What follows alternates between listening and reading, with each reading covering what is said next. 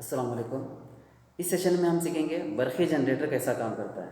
बरक़ी generator को dynamo भी कहा जाता है।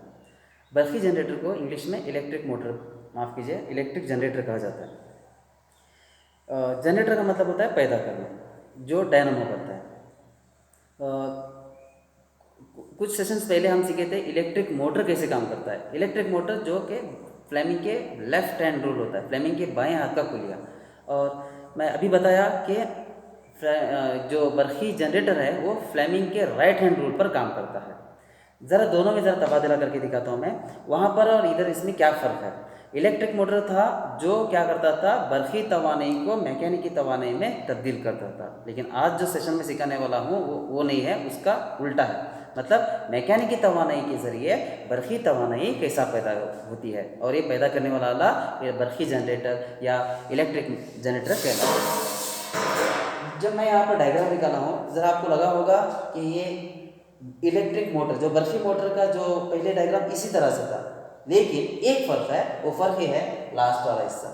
यहाँ देखो इलेक्ट्रिक मोटर में जो बरक़ी मोटर में यहाँ पर सेल हुआ करता था। इसका मतलब सेल किस लिए होता है, इस तार में से बरक़ी को गुजारने के लिए होता है। लेकिन यहाँ पर बदला हुआ है, यहाँ पर एक बल्ब लगाया गया है, या इधर हम गैल्वेनोमीटर या फिर जनरेटर भी लगा सकते हैं, जो ये जो बरक़ी रो है उसे क्या कर सकती है, जमा कर सकती है। तो यहाँ बल्ब लगाया गया है।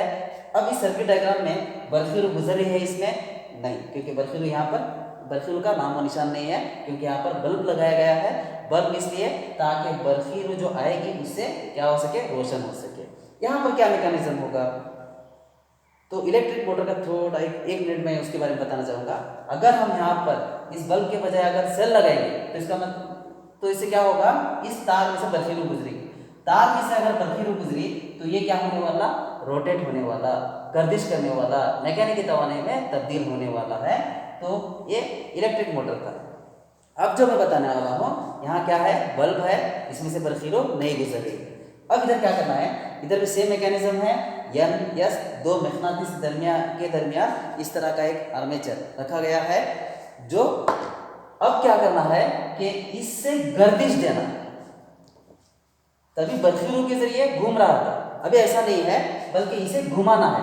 अगर इसे घुमाएंगे तो बरक़ी यहाँ पर पैदा होगी। वो कैसा पैदा होगी, जो इलेक्ट्रिक मोटर की तरह ही हमें फ्लेमिंग का बाएं हाथ का कानून नहीं ले सकते। अभी हम क्या करेंगे, फ्लेमिंग से राइट हैंड रूल।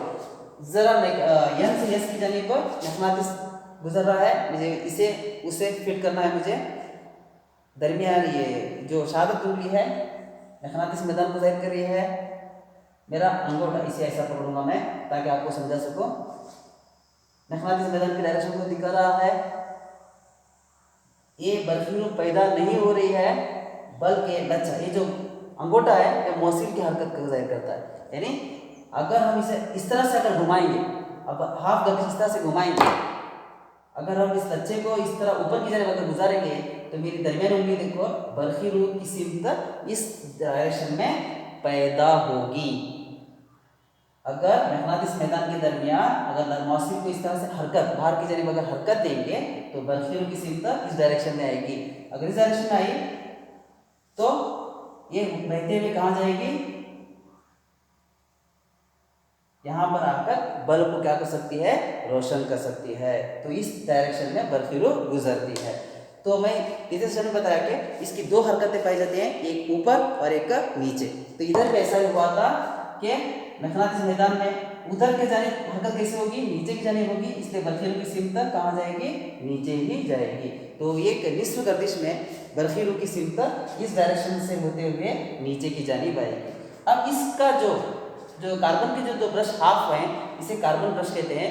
ये काम क्या करते हैं, जो कि इलेक्ट्रिक मोटर में बताया था कि बरक़ी की सिमत को अगर यहाँ पर इस तरह से सर्कल पूरा होता तो बरक़ी क्या होती थी, एक डायरेक्शन में नहीं जा सकती थी। इसे कहते हैं कम्यूटेटर। ये कम्यूटेटर क्या करता है, बरक़ी को एक ही सिमत में बहने पर मजबूर करता है। तो ये जो डायनामो है, ये डायनामो के हिसाब से हमें कौन सी बरक़ी मिलती है, हम सोच सकते हैं एक ही डायरेक्शन में बरक़ी गुजर रही है।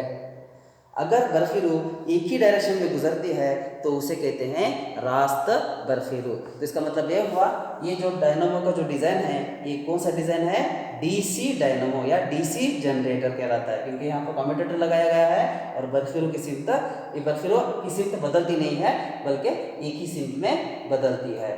और एक जनरेटर जो पाए जाते हैं वो होते हैं एसी। जैसे कि गणेश गुड़ी वगैरह में जो पानी जो बहता है उसे टरबाइन घुमाकर क्या पैदा करते हैं, बर्फीरू पैदा करते हैं। तो वो जो हमारे घरों को सप्लाई होता है वो एसी करंट होता है।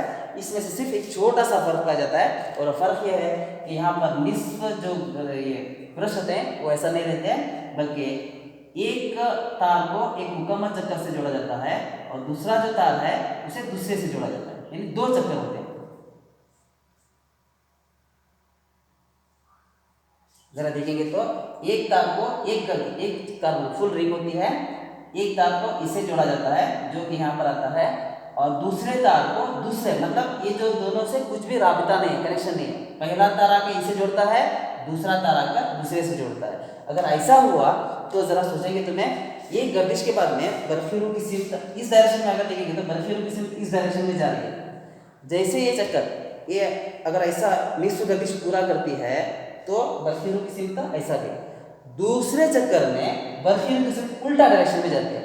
इसका मतलब यह है कि पहले निस्फ गर्दिश में बर्फीरू की सिमत यहाँ से गुजरते हुए यहाँ पर पहुँचती है और दूसरे गर्दिश में ऐसा होते हुए उल्टा जाते हैं। तो इसका मतलब ये हुआ कि बर्फीरू अपनी सिमत को बदल रही है, पहला यहाँ से होते हुए दूसरे जाने जा रही है और दूसरे निस्फ गर्दिश में यहाँ से होते हुए वापस आ रही है। तो इसलिए बर्फीरू क्या कर रही है, अपनी सिमत को बदल रही है। इसलिए ये जो सिमत बदलने का अमल ही ये क्या कहलाता है, मुतबादिल बर्फीरू। इसलिए इस जनरेटर से पैदा होने वाले बर्फीरू है वो अपनी सिमत को बदल रही है, इसलिए इस तरह से पैदा होने वाली बर्फीरू को मुतबादिल बर्फीरू कहते हैं। तो जनरेटर में एक ही फर्क होता है कि डीसी करंट में जो दो निस्फ कार्बन ब्रश पाए जाते हैं, लेकिन एसी जो डायनामो है, एसी डायनामो में दोनों को अलग अलग चक्कर जो एक दूसरे से राबिता नहीं रहता, इसका कनेक्शन एक से रहता है और दूसरे का कनेक्शन दूसरे से रहता है। इस तरह से हम मुतबादिल बर्फीरू को पैदा कर सकते हैं। तो आज के सेशन में हमने सीखा कि बर्फीरू कैसे पैदा होती है, बर्फी अमलियत से बर्फीरू कैसा पैदा होती है। तो इस तरह जो ये घुमाया जाता है, जो गर्दिश का जो ये टरबाइन होता है उसे घुमाने के बाद में उस गर्दिश को मैग्नेटिक मैदान में रखने के बाद में बर्फीरू पैदा हो रही है। तो इस प्रिंसिपल पर डायनामो काम करता है। अब डायनामो की दो किस्में भी मैं बता चुका हूँ कि एक होता है डीसी डायनामो और दूसरा होता है एसी डायनामो। दो तरह के डायनामो पाए जाते हैं। अब मुझे ये बताना है कि डीसी डायनामो की तारीफ क्या है और एसी डायनामो की तारीफ क्या है। सिंपल है, वो ये है कि डीसी डायनामो डीसी बर्फीरू को पैदा करता है और एसी डायनामो ये है कि वो रास्त बर्फीरू बल्कि मुतबादिल बर्फीरू को पैदा करता है। इसलिए दो तरह के जनरेटर पाए जाते हैं, एसी जनरेटर और डीसी जनरेटर। शुक्रिया।